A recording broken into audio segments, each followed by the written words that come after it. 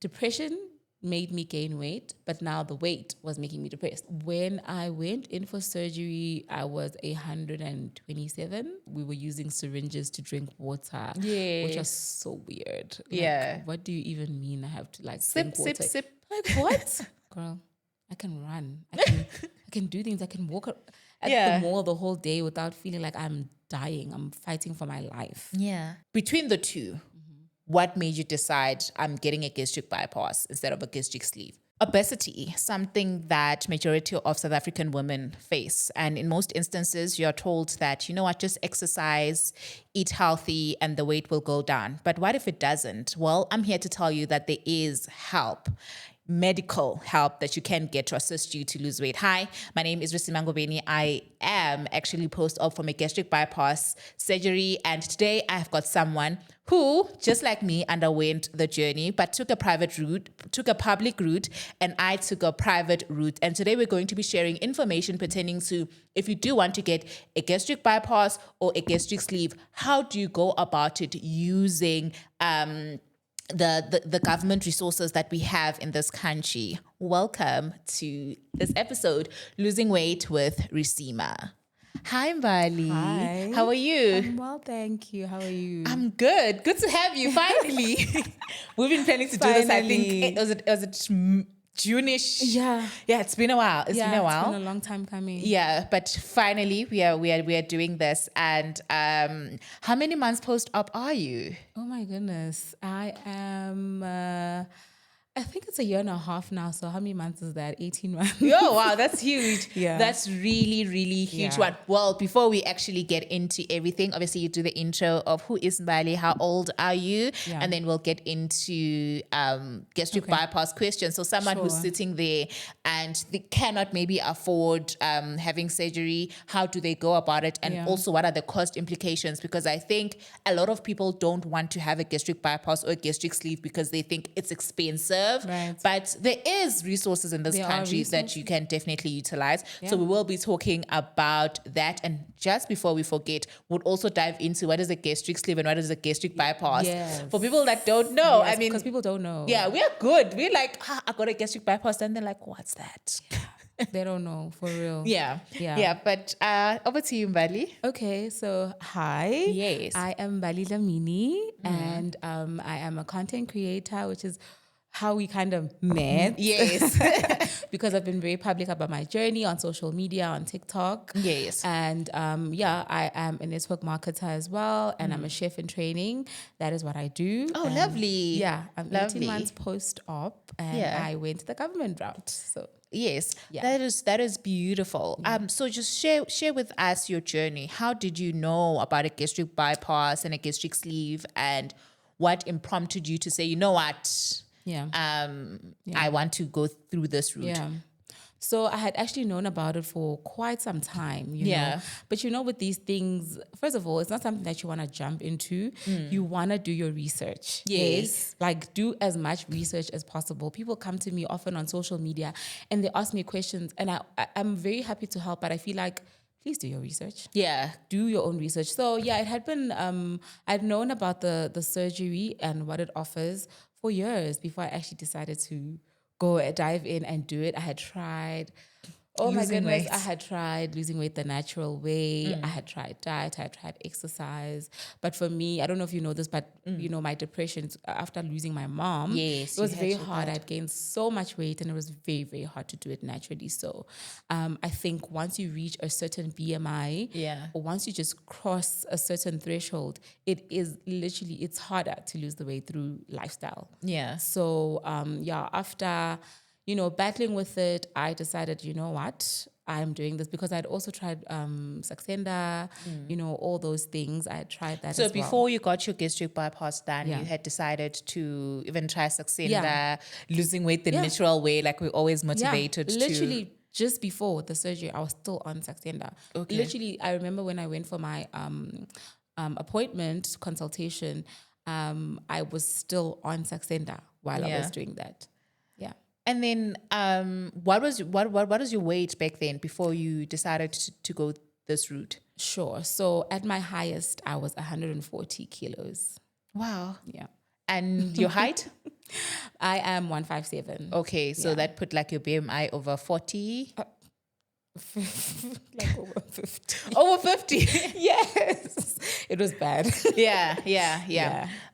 So what made you decide to say, you know what, yes, I'm on the Saxenda journey, and were you losing weight in the Saxenda journey? And then what was that thing that said, you know what, enough is enough, I'm just going to go through the surgery route, like I've tried.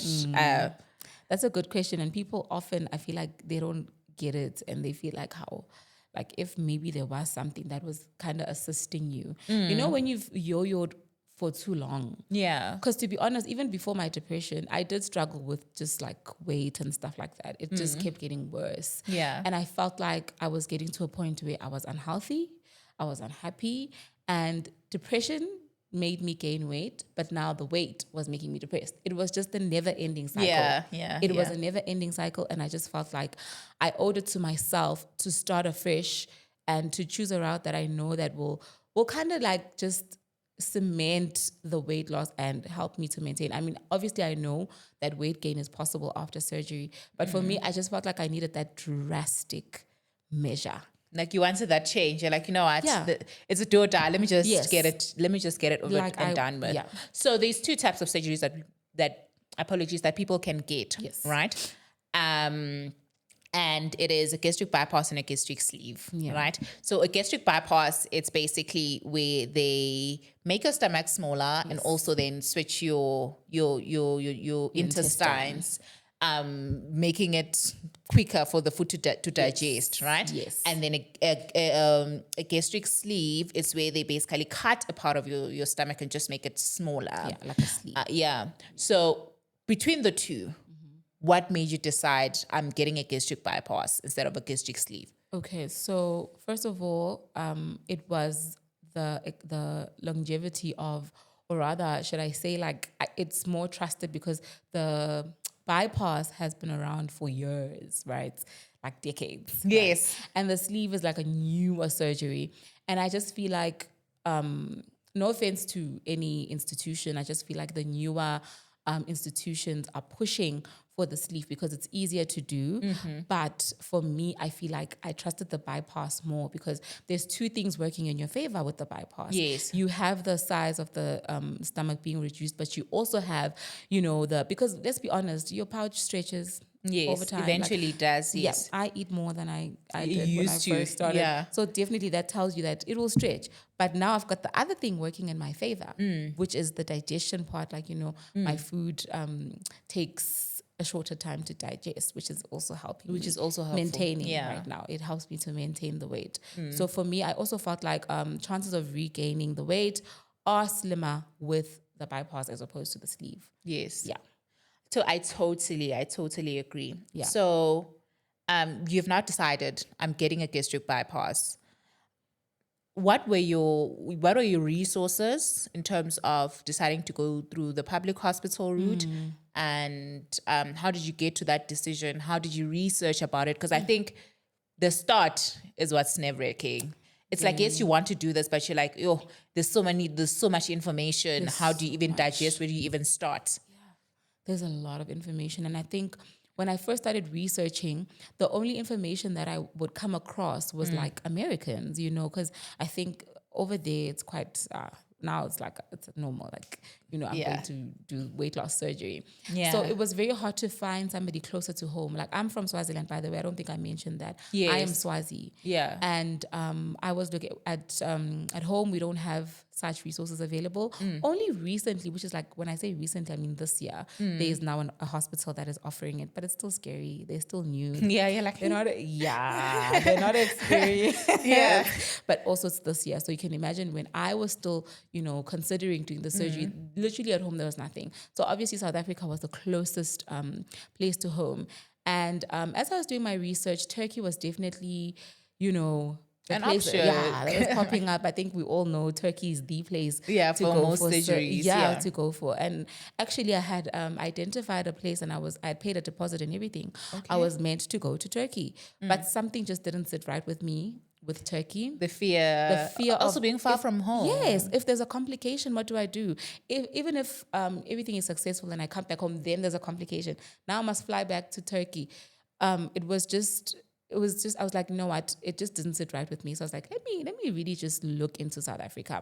So as I said, South Africa was hard to get information, but I really, when you're like really serious about something, you will do a deep dive until you find what you're looking for. So I began seeing more and more resources. I came across a girl on TikTok who had gone to the hospital that I ended up going to.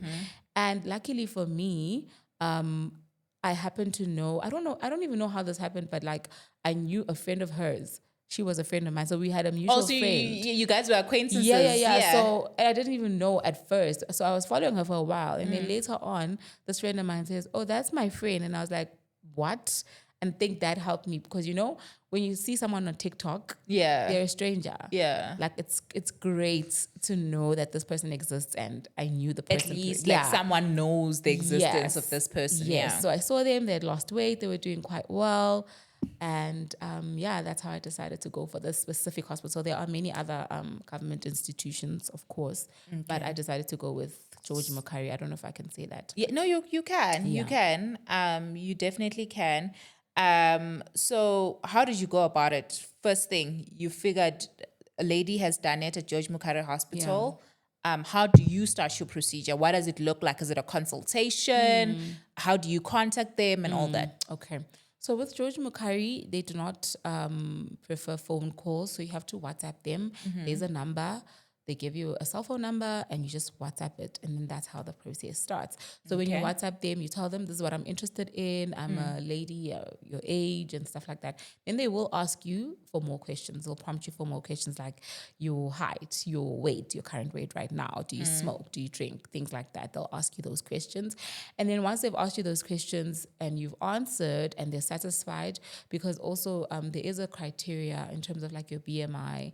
If your BMI is too low and you've got no comorbidities, then you might not qualify for the surgery actually. So once they're satisfied with that, then they're like, okay, now we can go ahead to the next level.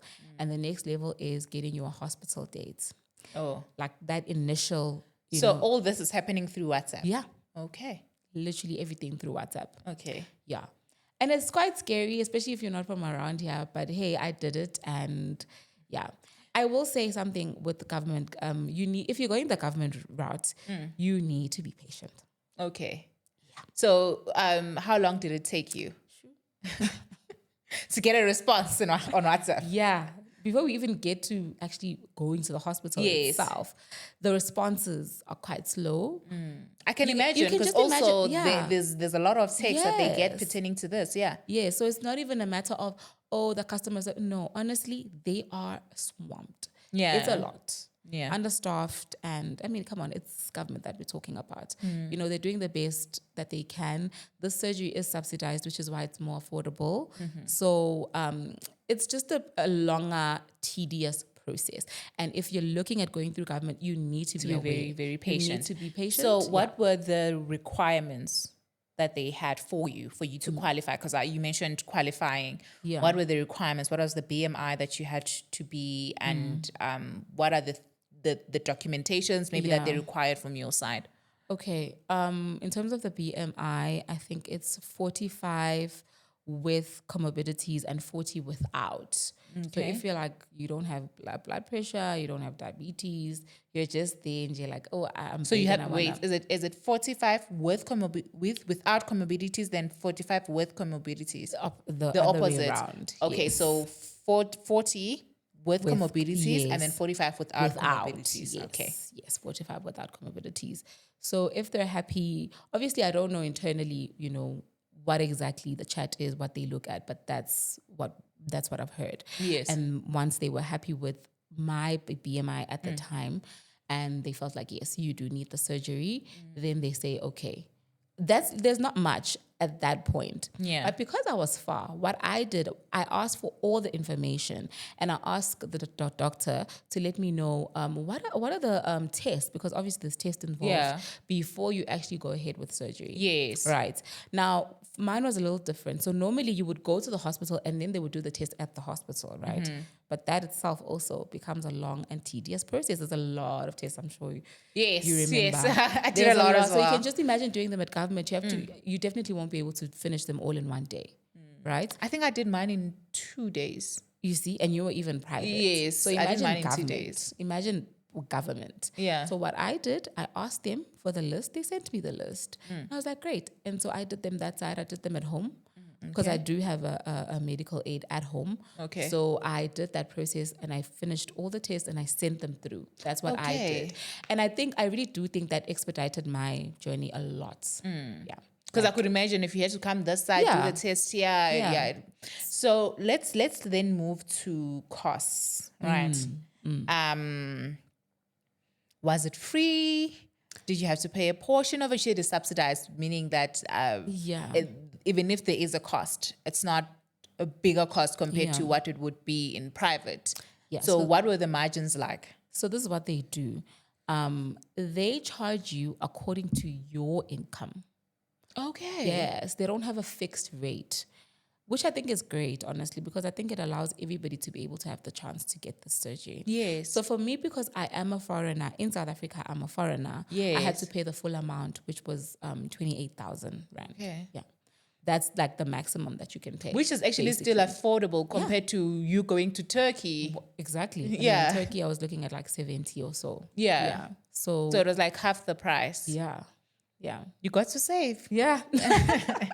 I got to save and I got peace of mind also. Yes, because it's closer to home. Yeah, and if anything happened. You also have got family and relatives here as well to assist you and all of that. I do, yeah. Because that surgery, you do need assistance, definitely. Like the first week, it's like, I was at my dad's house. He lives around here. So you had to be here. Yeah.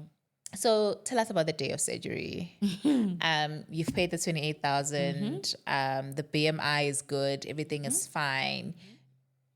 What was the feeling like when you got the date to say this is the date? And when that day comes, how did it feel like? So first of all, after your hospital appointment, like the initial one, where the doctors, obviously it's different for other people because when they get there, they still have to do the tests. For me, it was just them reviewing the test and saying, great, you're approved for surgery, go and pay, go and see the finance department and pay. I paid, and then soon after, I got the date. So when you get the date, they tell you, okay, this is the date of your surgery. And then they say, liquid diet starts on this day, because obviously you need to be on a liquid diet 2 to 3 weeks before the surgery. Yes. So there was that first, right? I went through that. That was a whole thing. It was very hard. It was a whole process. Okay, the liquid diet. Yeah. Oh my goodness. I experienced the liquid diet afterwards, after my surgery. But you didn't do it before? No. Oh, wow. I didn't do it before. And it was so hard. I was like, yo, the food noise. Yeah. The food noise. The liquid diet for me was harder after. But anyway, I guess we'll get into that. So, liquid diet before, and then finally the day comes, the day of surgery. So the admission date is normally the day before, obviously, because they need to monitor you. They need to, make sure that you're good the day before. So the day when you arrive, it's so nerve-wracking. What they do at George Mukhari, there's like normally 4 people doing the surgery for that day. Yeah, so you have your little besties. You form a little, and you form a little community. Yeah, you bond. Because community is also important in this journey. I don't think you can go through it alone. Yeah. I think it assists to have people who have gone through the journey.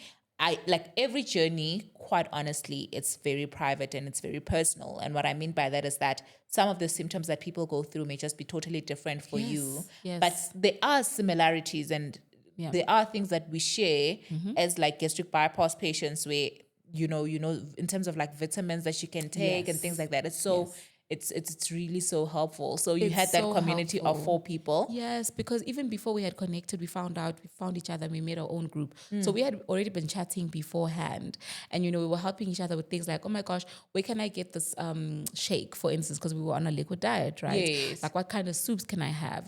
Things like that. So definitely, community was so pivotal in this journey. It's such a lonely journey. Even your family doesn't understand what's And going how on. long was the liquid diet? Because I think for us it was for me, did they say 2 days before?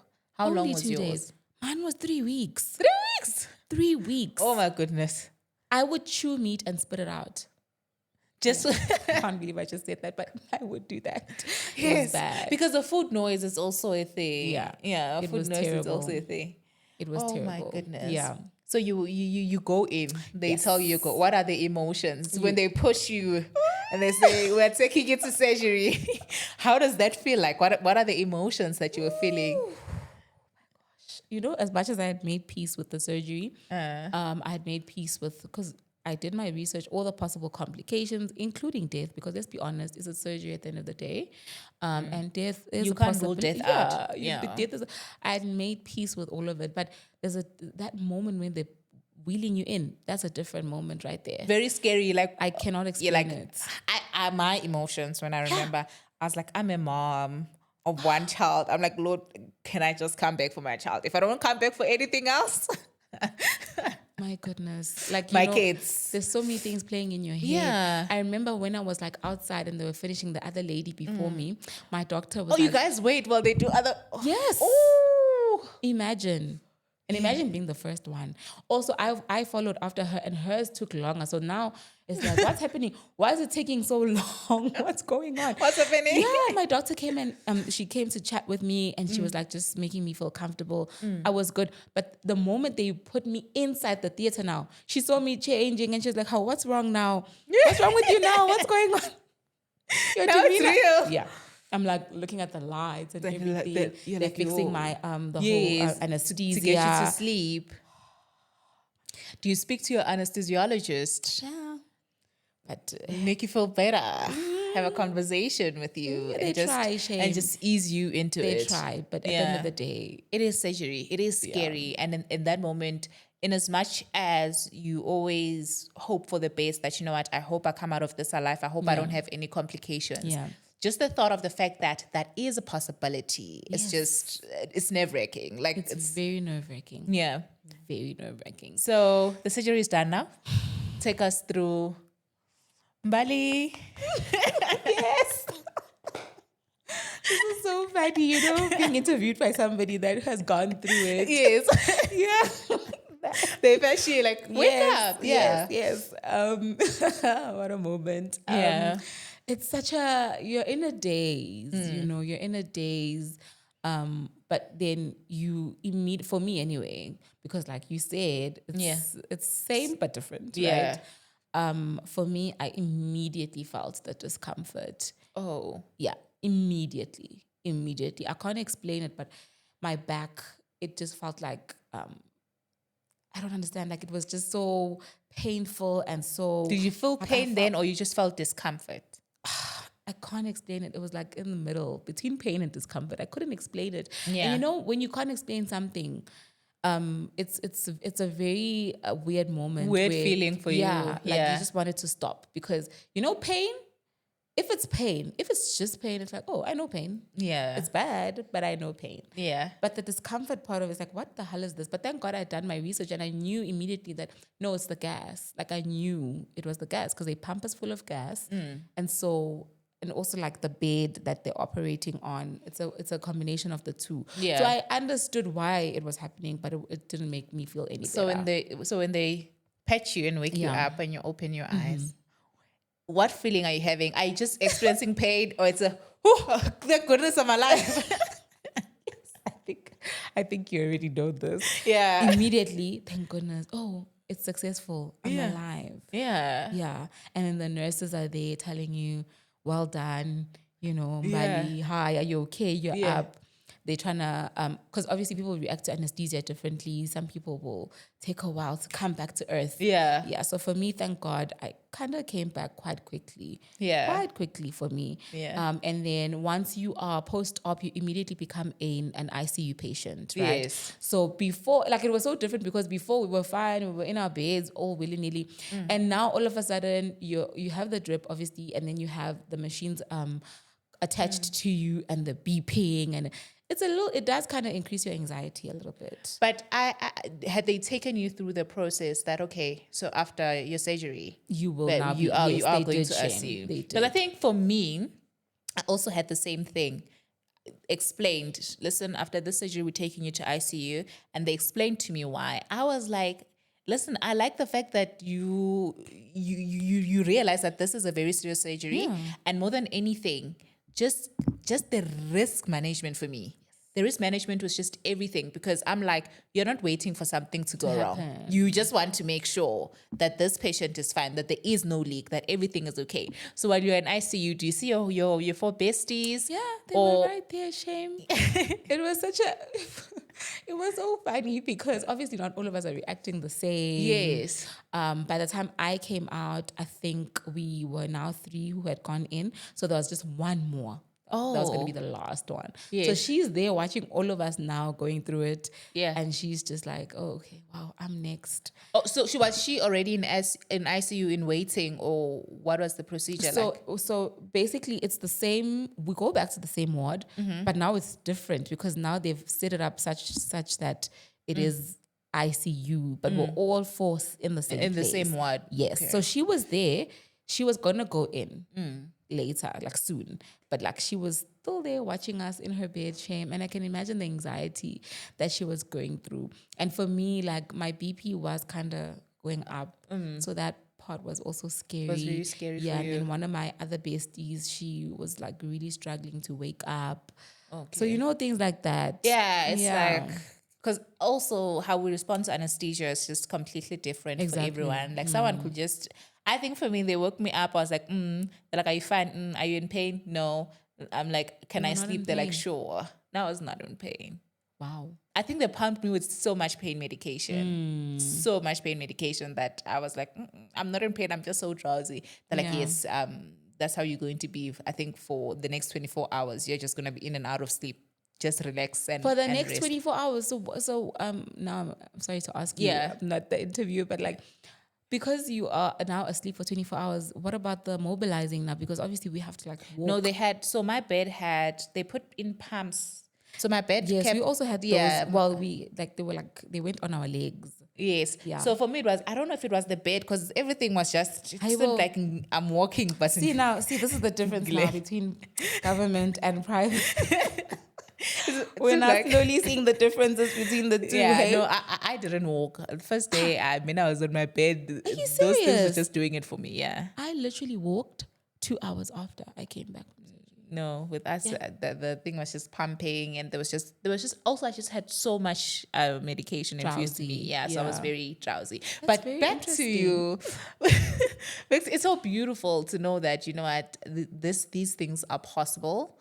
And it's lovely to actually even know that you can go through this route. Yeah. So after they decide you are now awake, the surgery has been successful. Yeah, you're alive. You can now breathe.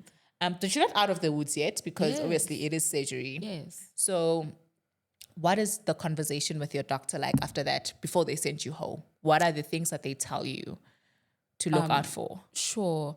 So they told us, first of all, they told us what to do in terms of please don't gulp. We were using syringes to drink water, which was so weird. Like, what do you even mean I have to like sip, drink water? sip? Like what? I felt like a baby. Yeah. Yeah, but then they also tell you, okay, this is what you need to look out for. They told us about the injections, the clot. Why am I forgetting the name of the thing? But to avoid clots. Clotting, yes, and all those things. Also, did you have that before or after? So they no, after we had the conversation after, well, they had told us these things, that briefed us, but now it's like do or die. It's Okay, like, okay, so now do guys, it now. yeah, you So have to that start with your injections. Yeah. They gave us like a little set of injections. They said, yes, you'll start now, but obviously you'll have to go home with them. So they taught us how to administer them at home. Yes, at home, you know, how to do it. It was quite simple. And No, it was. Yeah, I'm not I think afraid of I had to do needles, mine so- night before and Yeah. morning and the morning of. Yeah. First I was like, hey, I don't like needles, but I mean, I just had to do it because Yeah. we want to get it done. So you go home. What do they give you? Do you have medication? What type of medication is it? And what is your diet like? Okay, so yes, they gave us the PPIs, which is like basically a pill that you have to have before you eat your food. It's just to protect your stomach lining. Yes, shame. Because obviously, you know, the best way I can describe it is like you're literally a baby.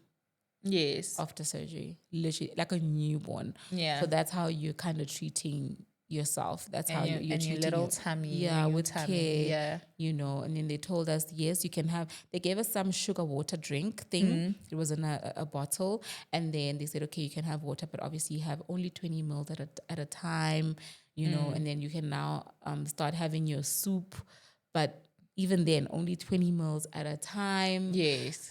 Your shakes and things like that. So basically, go back to liquid diet. Okay. Yeah. So after the liquid diet, how did you then progress into eating food? And how did you find out which food works for you and which food doesn't work for you? Basically, for me, it was literally the first bite of something. I knew that this one is not it. It's not it. Yeah, there would be pain, discomfort, and your body would react. I love the body because there's cues. Your body tells you things. It tells you if it's not comfortable with something. Yeah. So yeah, I would just know from the first bite that this one is not for me. You. So 2 weeks liquid diet. Yes. Then pureed. Okay. That one was the worst for me. How long was that? Another 2 weeks. Another 2 weeks. Okay. That one was the worst. Yeah. Yeah. And then when did you get to solids? Then soft foods. So for us, it's 2 weeks liquid, 2 weeks pureed, then soft foods for 2 weeks, which is like your scrambled eggs, your mash. So that is solids, but it's like soft. Yeah, soft solids. Yeah. Soft so when did you get to inyama? Girl, 8 weeks. 8 weeks, man. Yeah, and I love meat. And at that point, how much weight have you lost? Because you said you were 140. I was 140 at my highest, but when I went in for surgery, I was 127. Okay. Yeah, I was 127. Okay, so in these 8 weeks, how much weight had you lost then? Do you remember? I'm trying to remember because I remember I had a faulty scale that was telling me I had lost 20 Ks, and I was like, what is going on? And I had to go to my dietitian's office because she has, you know, those very advanced scales that tell you everything, tell you your muscle mass and all those things. I had to go to her because I didn't understand what's going on. Come to find out that scale was very, very faulty. So I think I had lost maybe like 12, 13, that range. Yeah. Which was, I think, more normal. Than the 20-something. That would have been scary for me because I didn't want to lose so much weight. So rapidly. Yeah. Yeah. I think I'm also there where I'm just like, the slower, the better, because I'm also not about to deal with loose skin. So let's now talk about months. How do you navigate? What is your lifestyle like? Like, you're a new person now. You're losing weight now. How does your confidence improve? Okay, so definitely, you know, at the beginning, it's so strange because you're so excited, you're losing weight, but you're also very anxious because this is such a new thing. It's a new lifestyle. And even though you can see the scale going down, there are stalls, like, you know, the normal 8-week stalls at 8 weeks, or obviously people are not the same. There's that stall there, and then now your mind is racing. You're going through this thing of like, did I go through all this? And then now I've only lost. What if the surgery doesn't work? What if it's no longer working? Yeah. So it's like quite an awkward, it's a weird time. People are starting to notice that you're losing a little bit of weight. Obviously, they don't even know what you've done to lose the weight at that point. So it's a weird. I won't lie to you. I won't glamorize it. It's a weird stage in your life. Also, And then, but how was your confidence? Like the scale is going down. Yeah, confidence is slowly coming up, definitely, because you can see clothes are fitting better now, you know. Yes. So obviously that will definitely boost your confidence a little bit. Yeah. But like I said, because you're not at your goal, you know, we like to Wait. fixate on specific things. Yeah. It's very easy to then overshadow the fact that you're making progress. Yeah. So yeah. And like weight blindness, sometimes you think that this thing is not working. People can see that it's working, but you just see yourself as the old obese receiver. You just can't see through the weight that people see. To be honest, even now. Same. I still feel like, oh, but like, girl, you've lost 37 kgs. I'm like, yeah, so I'm not seeing it. Yeah. It's not registering yet. Yeah. So life after surgery, life after, now your body has adjusted. Yeah. Now you are believing in it because you know that it's working. Yeah. Now your mind kind of understands what all this is all about. And also your lifestyle has changed. Yeah. Completely. Your lifestyle has changed. How does life look like now? What does your day look like? Honestly, I'm loving life now. Mm-hmm. I feel like I'm a better person to be around. Yeah. You know? Like in general, like around my family, my kids. It's not so hard to play with them anymore. You can chase them. Yeah. And for me, I don't care about the looking good part, which that's great. You can look good in a dress, look good in an outfit. But for me, it's the lifestyle that I just can't explain. There's certain things that I'm doing now that I feel like I would have never been able to do had I still been that person. Because how you feel about yourself affects how you show up in the world and how you're able to just do so. I'm chasing all my dreams. Yeah. All because of that one decision that I made. one thing that changed. So as you reflect now, actually, before we go into reflections, let's talk about how you manage the side effects of the surgery and what are the side effects of the surgery. Right. Yeah. So, I've been a lucky one. I feel like you need to interview somebody who's gone through the ringer because, you and I, I'm sure we have access to other patients, other people who've gone through it. Yes. And we've seen the surgery from their eyes, right? And we have people writing to us all the time, right? Either wanting to do the surgery or saying, I did the surgery, and they look to you because you've been public about your journey. I've seen people with complications, unfortunately. And it's so sad.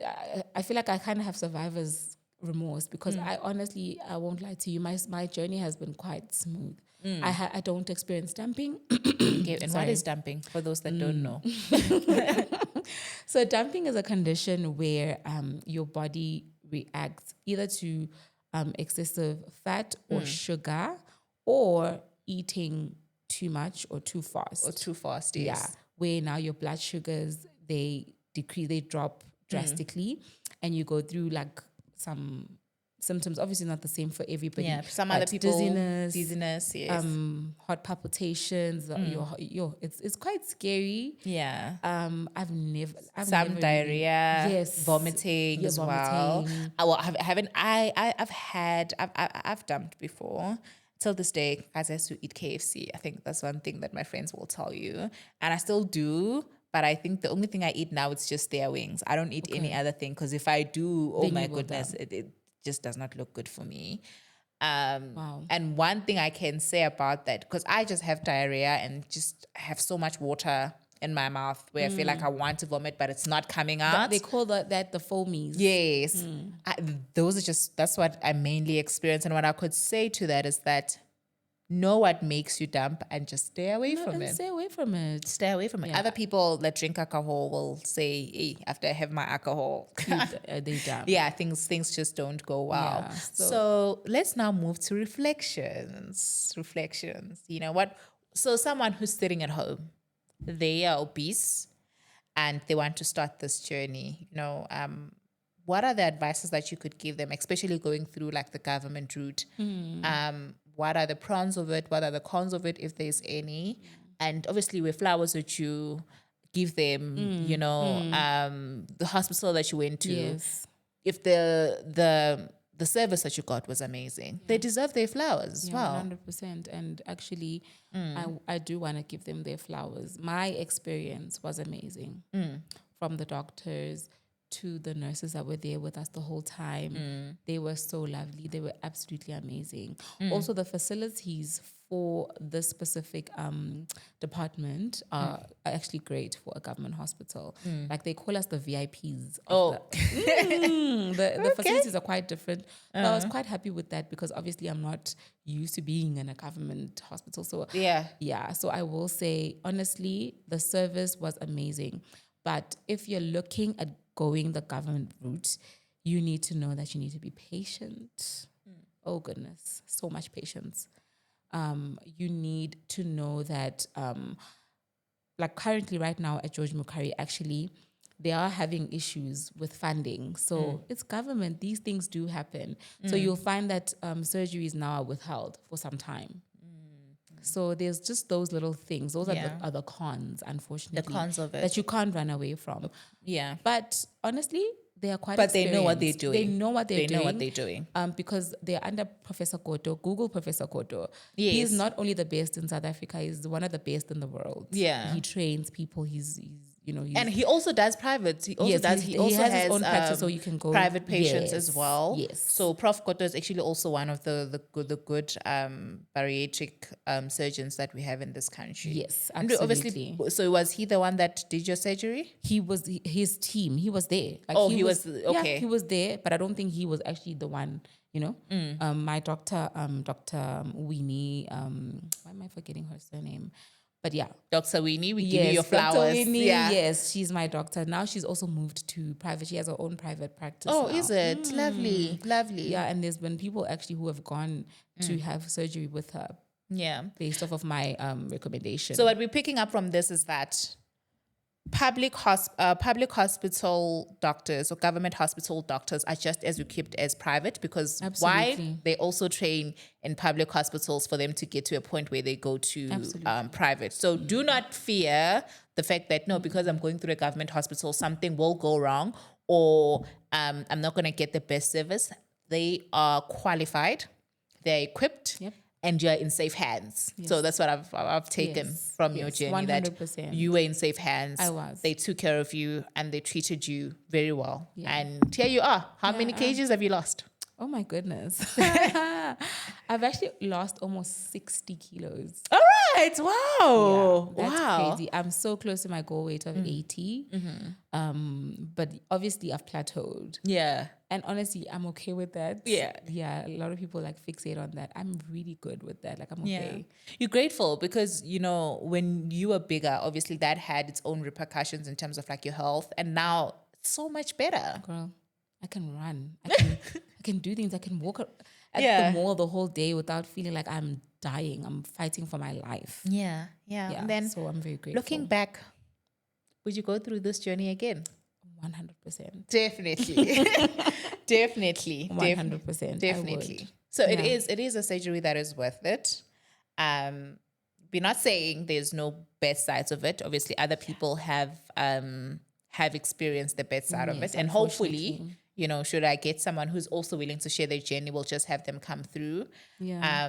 But this surgery changes lives. You don't have to live with obesity. No. You don't have to, I think, when I was having the surgery done, people were like, but you just have to love and accept yourself. I'm like, loving and accepting myself also includes me getting surgery for things that I can change. So I'm pro-surgery, guys, anyway. I'm really pro-surgery. If you don't like anything about yourself and you are in a position to change it and there are resources, please do. I'd rather have somebody go through pain because they had a gastric bypass or a gastric sleeve than them go through pain because they now have diabetes, they now have high blood, and quite frankly, the quality of life that they had was also not the greatest. 100%. I guess it's about choosing your hard. Yeah, choosing your hard because anyway, everything is hard. Yeah. Everything is hard. So right now, what do you do to maintain, if you are maintaining, or what do you do to lose weight, to continue losing weight? Yeah. And what community have you built that allows you to not feel alone? Yeah. I still am in touch with my besties. Yes. Still to this day. Yeah. Our journeys are not the same. But we are very supportive of each other, you know, when things get tough, because like I said, it can be a bit of a lonely journey. Your family doesn't necessarily, they may be as supportive as ever, but they don't understand what you're going through. Also the emotional implications, which is something that I feel like is also important for the viewers to just like take care of your mental health during this journey, before, during, after, like just make sure that Mental health is also very because, important. Yeah. it's a very crucial part of the journey. Yeah, because to lose weight, I would assume that it's also a mental journey. The food noise, Yes. I was addicted to food personally. Yeah. It's very addicted to food, guys. Every Emotional time, eater. yeah, every time I got stressed, we were going to buy food. That was it. And now you have to also find other coping mechanisms. Yes. How to cope with stress. How when things are not going your way, you don't think, let me just get something. Oh, I was an energy drink junkie. Oh Are my you goodness. serious? Yes. Me and Monsters every day, you know, every day. I'm studying for my bar exams. Oh my goodness, I've got a court appearance. Give me that Monster. Let me have it. But life has changed and life has gotten better. Yeah, And thank I you so can much for see. coming through. I really you're actually the first person I'm having in this segment. So I'm so grateful. Really? Oh, that's Yes, so because I even special. remember before I went on my journey, I texted you. Yes. It's so beautiful. It's so beautiful. So I will put in her social media pages. Please do follow her as well. And you can ask her questions and everything that you may want to know. She is a content creator. So also support, guys. I'm for ladies making it. You also have a forever living business as well. I do, and I actually So wanted to say, when you were asking me how am I maintaining it, Yeah. one of the some of the products that I actually sell, I've used, and they've really helped me to maintain. Because let's be honest, guys, this is life. There will be bad days. There will be days where you're like, I haven't been eating well these days, you know. Yeah. So there is the aloe vera gel that I drink that really does help me to get back on track, and I think that's how I've managed to maintain. All right. I will also just put in her details pertaining to Forever Living products. If anybody wants to purchase, you're more than welcome to do that, because you know what? Health is wealth at the end of the day. And as fellow gastric bypass post-op patients, if you are going through this journey, please definitely go for it. 60 kgs down. That is huge. That's a person. Yeah, that's a whole entire human being. It does get better. There is life on the other side of things. And if you're thinking about getting that surgery, from me to you, just do it. See you guys in our next episode.